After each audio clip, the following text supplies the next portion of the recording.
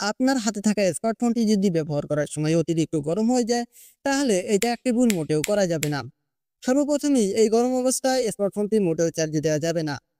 কারণ চার্জে দিলে এমনিতেই কিন্তু স্মার্টফোনটি গরম হয়ে যায় এবং গরম অবস্থায় স্মার্টফোনটি চার্জে দিলে কিন্তু ব্যাটারি ফুলে যাওয়ার সম্ভাবনা থাকে এবং পরবর্তীতে কিন্তু ফোনটি ব্লাস্ট হয়ে যেতে পারে।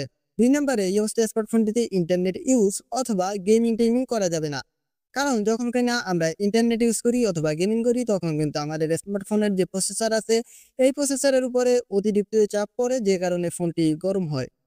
আর গরম অবস্থায় এরকম কাজ করলে কিন্তু ওই ব্যাটারি ফুলে যেতে পারে, পরবর্তীতে ব্লাস্ট হয়ে যেতে পারে। তৃতীয়ত কোনোভাবেই এই অবস্থায় স্মার্টফোনটি উচ্চ তাপমাত্রায় রাখা যাবে না।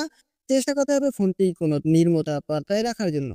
তবে হ্যাঁ, অনেকেই কিন্তু আবার ফোনটি ফ্রিজে রেখে দেয়, এরকমটা করা যাবে না। এবং সর্বশেষ এই অবস্থায় কিন্তু ফোনটি দিয়ে ভিডিও শট করা যাবে না।